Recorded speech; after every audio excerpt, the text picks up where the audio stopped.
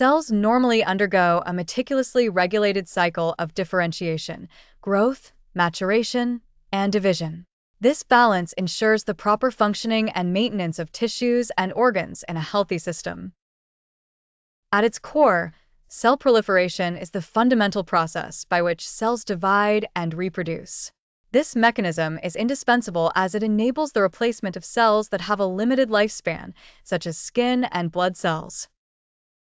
Additionally, it supports the growth of tissue mass during developmental periods and facilitates repair and wound healing when tissues are damaged. Cell differentiation, on the other hand, is the process wherein proliferating cells evolve into distinct and specialized cell types. This progression culminates in fully differentiated adult cells that possess specific structural, functional, and life expectancy characteristics. For instance, a red blood cell is meticulously programmed to develop into a biconcave disc, specialized for oxygen transportation, and is designed to function for approximately 120 days. Neoplasms or tumors represent an aberrant form of cell growth characterized by the autonomous and unchecked multiplication of abnormal cells within the body's tissues or organs, resulting in a mass.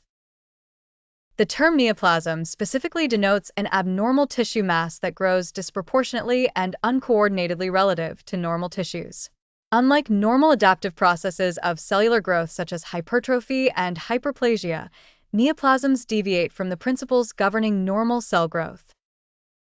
Neoplasms can be categorized chiefly into benign and malignant types. Benign neoplasms are comprised of well-differentiated cells aggregated into a single mass. These tumors, while resembling their tissue of origin, have lost the regulatory mechanisms controlling cell proliferation.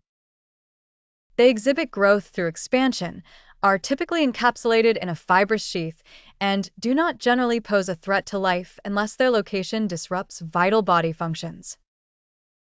In contrast, malignant neoplasms are characterized by poorly differentiated cells that lack control over both proliferation and differentiation. These neoplasms grow invasively, penetrating surrounding tissues in a crab-like manner. Furthermore, malignant cells can dislodge, enter the circulatory or lymphatic systems, and establish secondary malignant tumors at distant sites, a process known as metastasis. Without intervention, malignant neoplasms cause substantial suffering and are often fatal. Various factors can precipitate the onset of cancer. Hereditary predisposition plays a pivotal role, with some 50 types of cancer demonstrating a genetic component. For example, a family history of breast cancer significantly increases the risk of this malignancy among female relatives. Carcinogenic agents are another significant cause.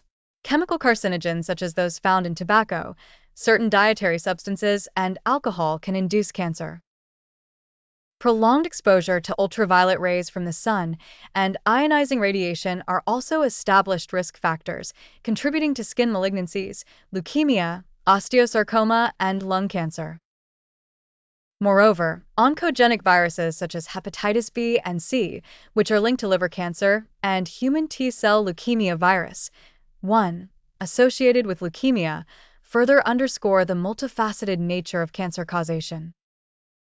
Immunologic defects that impair the immune system also elevate cancer risk. Clinically, cancer manifests through a range of features: bleeding and hemorrhage, ulceration and infection of the tumor site, effusion in serous cavities, increased vascular thrombosis risk, anemia, bone destruction, hypercalcemia, pain, cachexia, and generalized weakness and tissue wasting.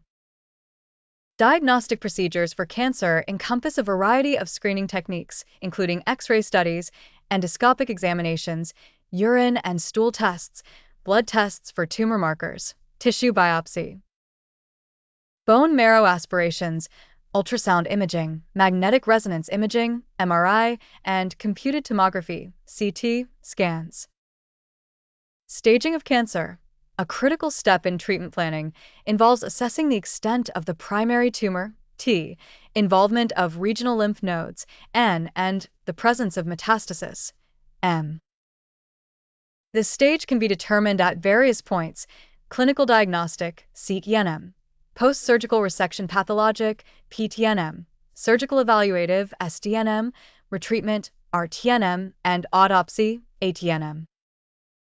Treatment modalities for cancer are multifaceted, including chemotherapy, radiation, immunotherapy, and surgery. Each treatment strategy is tailored to the specific type, location, and stage of the cancer, as well as the overall health of the patient, aiming to control or eradicate the malignancy with minimal detriment to the patient's quality of life.